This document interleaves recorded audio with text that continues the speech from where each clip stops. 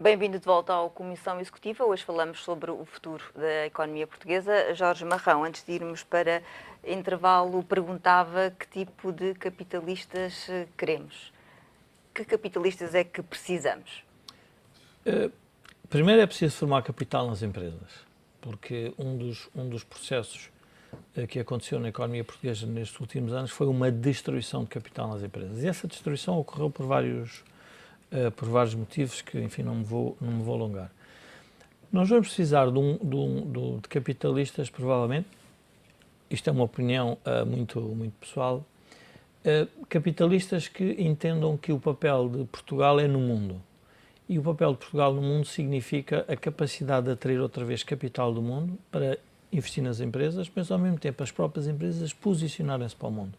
Esse, no fundo, é o capitalista que nos interessa. Nós tivemos uma classe capitalista, se quisermos, que resolveu o problema da economia. Se nós pensarmos o país há... Enfim, o Rui Martinho é bem mais velho que eu, mas pouco mais velho do que eu. Mas se pensarmos o país há 30 anos é muito diferente de hoje. E, portanto, essa classe capitalista foi capaz, a classe capitalista com o Estado, se quisermos, foi capaz de transformar o país. E nós temos um conjunto, se quisermos, de infraestruturas e de serviços e de bem-estar que não tínhamos há 20, 30 anos atrás. Portanto, essa classe serviu para este desenvolvimento. Para o desenvolvimento futuro, que no fundo é crescermos a ritmos superiores aos 3% que o Rui Martinho há pouco falava, temos que pensar numa classe capitalista que quer assumir riscos, que quer modelos relativamente avançados, que queira competir com base em salários elevados, porque nós vamos ter sempre, qualquer economia tem sempre uma parcela que compete com salários mais baixos, que são as pessoas com mais baixa formação, e portanto isso é natural, mas temos que ter um setor que vá arrastar, se quiser, a economia portuguesa. E por isso é necessário ter esse tipo de capitalistas. Uma outra ideia que surge também nestes últimos anos, que parece que surge, são os capitalistas portugueses que estão a ser capazes de dialogar com novos capitalistas do outro mundo, se quisermos, com os investimentos chineses, com o investimento angolano, com o investimento francês, com o investimento europeu, falta-nos com o investimento árabe, provavelmente com alguns países do norte da Europa. Portanto, parcerias. Parcerias, portanto, a capacidade que têm de se juntar para fazer projetos para conquistar, no fundo, a economia mundial. Porque há um aspecto muito importante. Nós podemos não crescer por causa da procura interna, mas temos de nos lembrar que o mundo cresce todos os dias e muito. Portanto, nós quisermos trabalhar para o mundo, provavelmente temos uma oportunidade. Agora, isso significa, obviamente, um esforço enorme para todos nós. E a missão Crescimento, Rui Martinho, estabeleceu aqui uma meta para as exportações, para que chegassem a 50% do PIB em 2020. Isso é uma meta alcançável? Quer dizer, é uma meta desejável. É suficiente? É desejável. Há quem fale na necessidade de ser ainda maior. Exatamente, não é? Pois já era desejável chegarmos a esse montante em 2020. Eu acho que há este caminho agora dos últimos anos que revelou exatamente que Portugal consegue ter uma atitude diferente quando se mobiliza para ultrapassar uma situação como aquela que vivíamos. E conseguiu-se em parte. Já vimos várias vezes, isto tem sido repetidamente apontado, as empresas que deixaram o solo português para outros mercados, que é o caso das de construção e obras públicas, e descobriram novas vocações, novas fontes de lucro, novo desenvolvimento das suas próprias atividades, e depois temos as exportadoras. Esse é desejável como objetivo que nós pusemos na missão Crescimento. Vamos ver se é possível alcançá-lo, porque ainda estamos mesmo assim a 5 anos desse horizonte. Temos agora muito auxílio que existe, e talvez diz-se pela última vez, em volume tão adiantado e tão grande, com os programas europeus do Compete, do Portugal 2020, da Europa 2020. Tudo isto pode ser aproveitado pelas empresas e vamos discutir isso, brevemente, porque a 23 e 24 deste mês de junho vamos ter na Gulbenkian a missão Crescimento durante 2 dias, a apresentar as suas ideias, a apresentar o trabalho de think tank que tem sido feito por muitas pessoas nessa organização, que é uma organização, como lhe digo, que está estabelecida como associação pública e, portanto, existe, não é propriamente um conjunto de amigos, e vamos discutir se é possível ou não, ou se até outro valor é desejável e que possa ser também alcançável, já não digo em 2020, mas, por exemplo, em 2030. porque hoje já se começa a olhar um pouco mais além. De qualquer maneira, eu acho que o caminho, a atitude, aquilo que disse o Jorge, é verdade. Quem viveu Portugal há 40 anos, há 30 anos e vive hoje, sabe que evoluímos muito. Evoluímos no que disse o Jorge, infraestruturas, condições de bem-estar, etc., mas também um pouco da atitude. Só que esta atitude ainda está em determinado tipo de parte da sociedade. E nós precisamos de levar ao resto da sociedade portuguesa, e talvez também uma questão geracional, uma atitude diferente, que é esta, a abertura total ao mundo, a abertura total ao que é novo e que está comprovadamente, digamos, mostrado que é positivo. Não é só por ser novo, é por trazer desenvolvimento. E, portanto, tudo isso é o que nos falta agora. Nós vamos discutir isso, como lhe dizia, da Gulbenkian, dia 23 e 24, durante sessões de dia inteiro, e vamos ver até onde é que vamos concluir o que é possível, e até será interessante depois, porque vamos ter participação de muita gente, especialistas e pessoas em geral, ver no pós, digamos, esse summit, essa conferência, quais são os resultados que vamos obter e quais são as possibilidades de um horizonte ainda mais alargado que podemos ter para a sociedade portuguesa depois. Jorge Marrão, e quais são as principais ideias que a missão Crescimento defende para Portugal para os próximos anos? Portanto, havia uma ideia central que a minha é muito cara, que tem a ver com a capacidade que Portugal tem de atrair novo capital.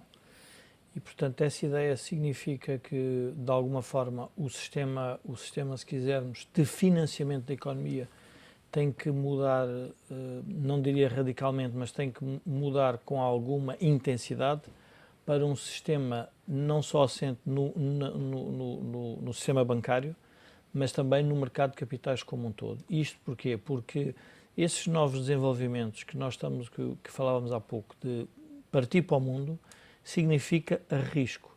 E os bancos portugueses, por razões históricas e pelos últimos desenvolvimentos, não podem assumir muito mais risco. Portanto, não podem assumir muito mais risco porque têm que reconstituir os seus balanços, têm que proteger as poupanças que são depositadas e, portanto, não podem entrar, se quisermos, nesse jogo. E o papel aí do Banco de Fomento poderá...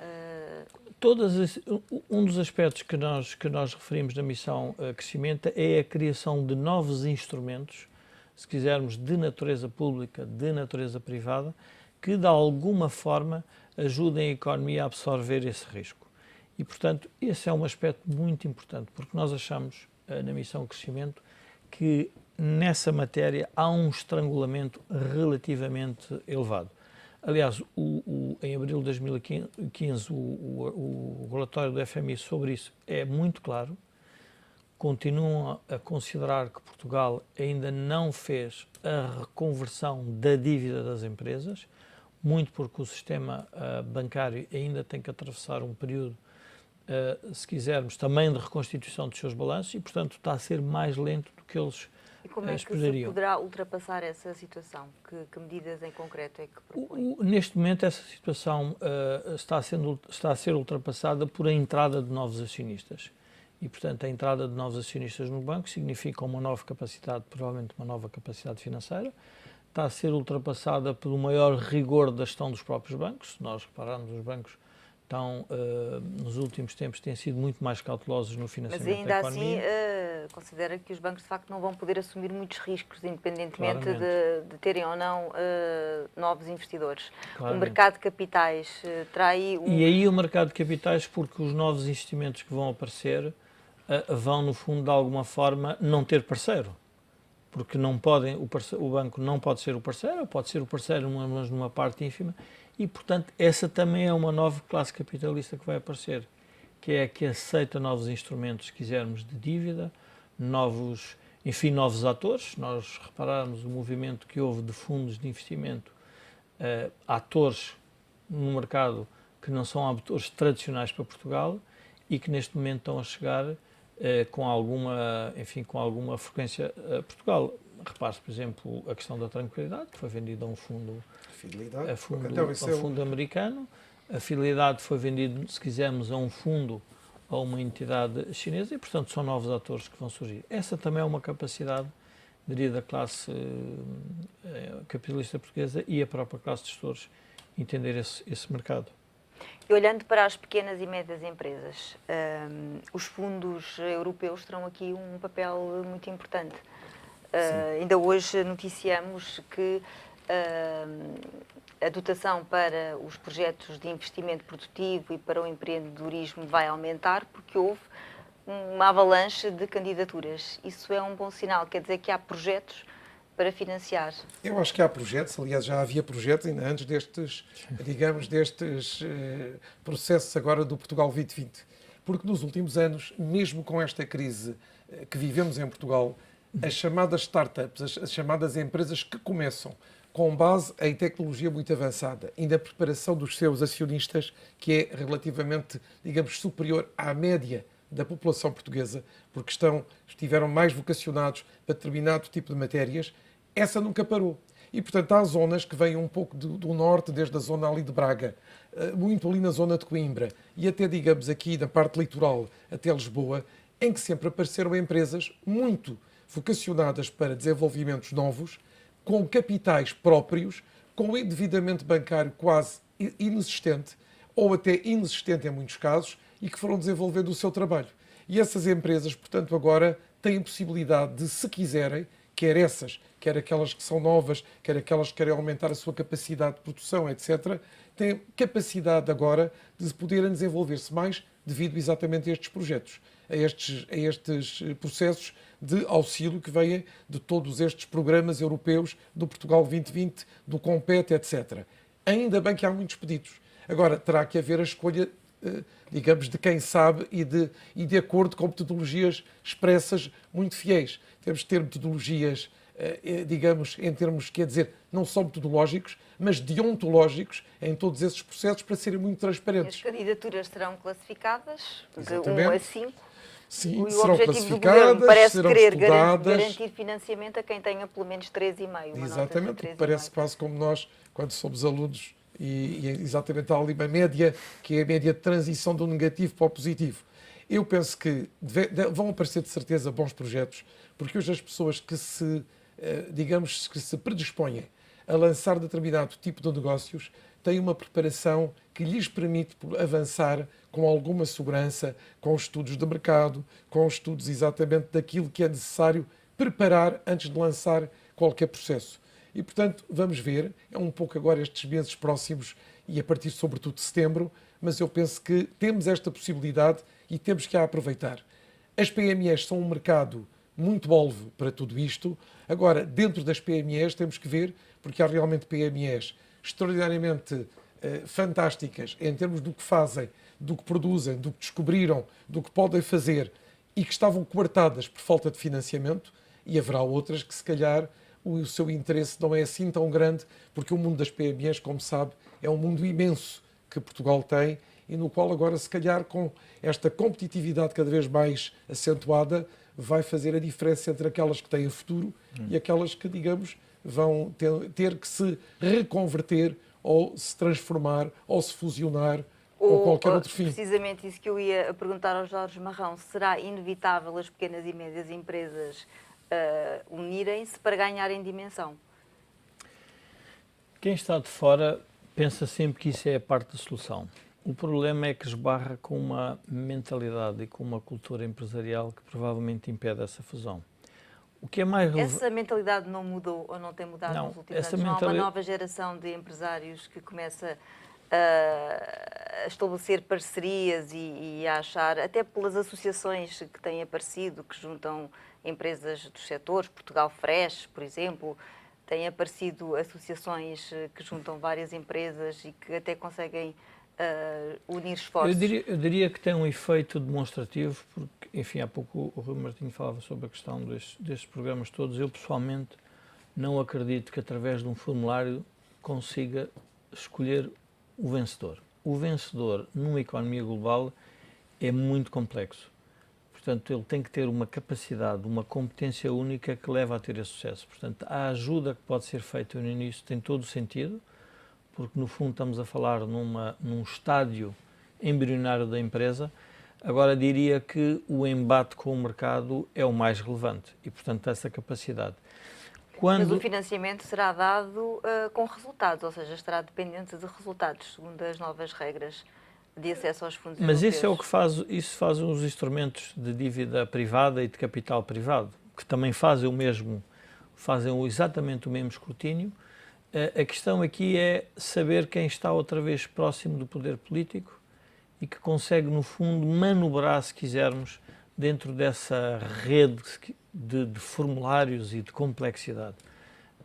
Se pensarmos que isso pode ser feito através de um fundo de private equity muito mais agressivo, em que ele próprio tem propostas de vários concorrentes, provavelmente a seleção é capaz de ser um bocadinho mais criteriosa. Não querendo dizer com isso que, mesmo assim, esse private equity dá certo, porque, por vezes, e muitas das vezes, também não tem os resultados esperados. Eu diria que a dinâmica da economia que vamos ter que viver nos próximos anos não se vai coadunar com muita centralização, se quisermos, da decisão e da inteligência do empresarial.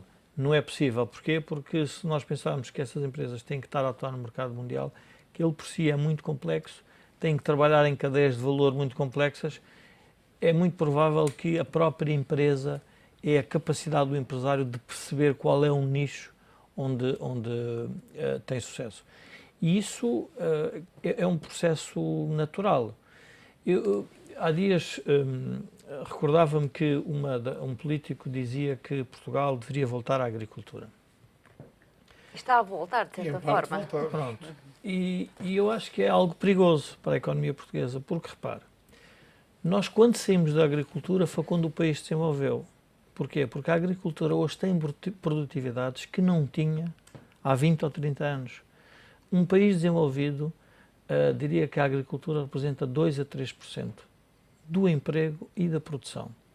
Quando nós temos diria, de vez em quando temos estes revivalismos económicos, eu fico preocupado porque as novas gerações, as que querem trabalhar para o mundo, é óbvio que não podem ir para a agricultura, ou então têm que ir para uma agricultura altamente sofisticada, mas que vai dar emprego a muito poucos, porque essa própria agricultura ela tem produtividades elevadíssimas, é de muito capital intensivo.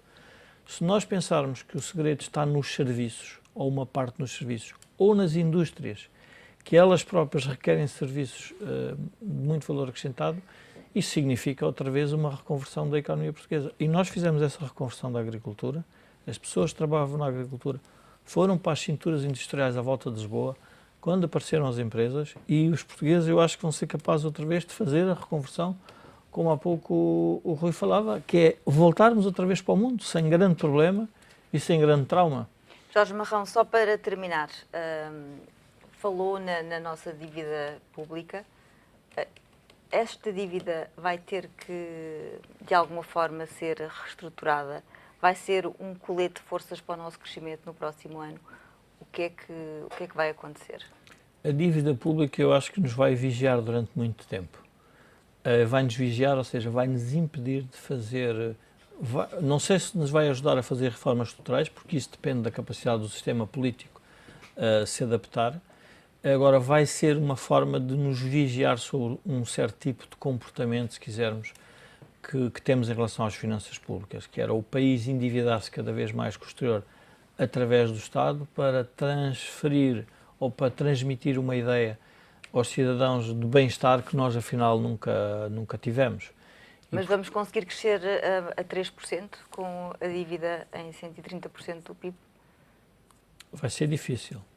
Mas há países que fizeram um percurso, estou-me a recordar da Bélgica. A Bélgica, por exemplo, nunca deixou de ter acima de 100.